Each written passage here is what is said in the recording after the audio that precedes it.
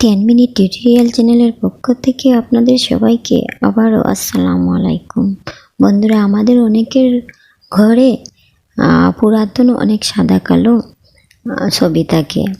আমরা চাই সেগুলোকে রঙিন করতে, কিন্তু কোনো ওয়ে খুঁজে পাই না কিভাবে সেটাকে রঙিন করব। আজ আমি আপনাদেরকে দেখাবো কোনো অ্যাপসের সাহায্য ছাড়া গুগলের একটা ওয়েবসাইটে কিভাবে আপনি আপনার পুরাতন ছবিগুলোকে এডিট ছাড়া এক ক্লিকেই রঙিন করবেন। মানে একদম এইচডি রঙিন ছবির মতো হয়ে যাবে, মনে হবে আজকেই আপনি এই ছবিটা তুলছেন। কিন্তু যদি ছবি 100 বছর আগের পুরাতন হয়ে থাকে, সাদা কালো ছবি হয়ে থাকে, তারপরেও ছবিটা এইচডি দেখাবে এবং রঙিন দেখাবে। তো কথা না বাড়িয়ে চলুন কাজটা শুরু করা যাক। তার আগে প্লিজ, আপনি যদি আমার চ্যানেলে নতুন হয়ে থাকেন তাহলে প্লিজ আমার চ্যানেলটি সাবস্ক্রাইব করে আসুন এবং পাশে থাকা বেল আইকনটিতে ক্লিক করতে ভুলবেন না কিন্তু। তো বন্ধুরা, কথা না বাড়িয়ে চলুন কাজটা শুরু করা যাক। তো আমি প্রথমে ক্রোম ব্রাউজারে যাব। আপনাদের মোবাইলে যদি অন্য কোনো ব্রাউজার থাকে, আপনারা যদি অন্য কোনো ব্রাউজার দিয়ে সব কাজ করে থাকেন তাহলে আপনি অন্য ব্রাউজার দিয়েও করতে পারেন। তবে ক্রোমটা আমি সবসময় ইউজ করি, কারণ ক্রোমতে সবসময় ভালো সার্ভিস পাওয়া যায়। তো আমি ক্রোমতে যাব।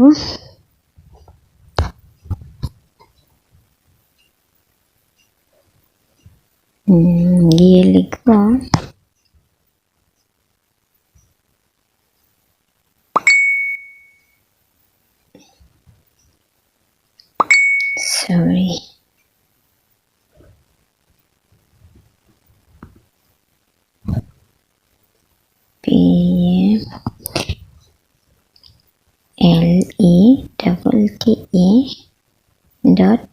ডট না দিলেও হবে, স্পেস FM, তারপর সার্চ করব।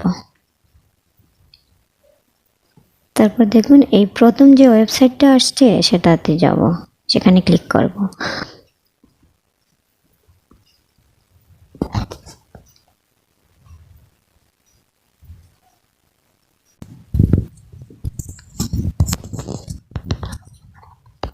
তারপর দেখুন এই তো আপলোড ইমেজ আসছে লেখা, সেখানে আমি ক্লিক করব আপলোড ইমেজ লেখাতে।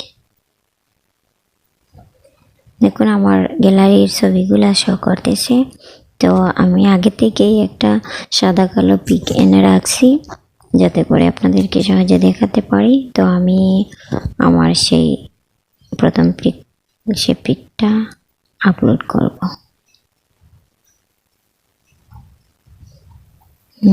দেখুন লোডিং হচ্ছে।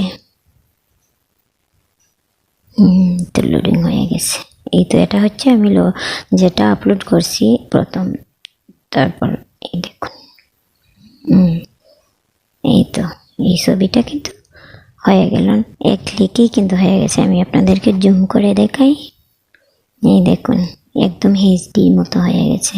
আগে কিন্তু আমি দেখাই বিফোর, আগেরটা দেখাই। এই দেখুন আগেরটা, এটা হচ্ছে আগের ছবি। এর পরেরটা হচ্ছে এই তো, এই দেখুন এর পরেরটা। আমি ডাউনলোড করি। এই তো ডাউনলোড অপশন আছে, ডাউনলোড লেখা আছে। তো ডাউনলোড, এই তো ওপেন।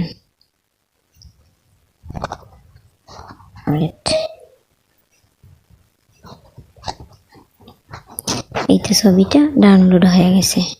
দেখুন, দেখছেন কত সুন্দরভাবে রঙিন হয়ে গেল, দেখতেও কিন্তু অনেক ভালো লাগছে। তো বন্ধুরা, কেমন হলো আমার এই ভিডিওটি?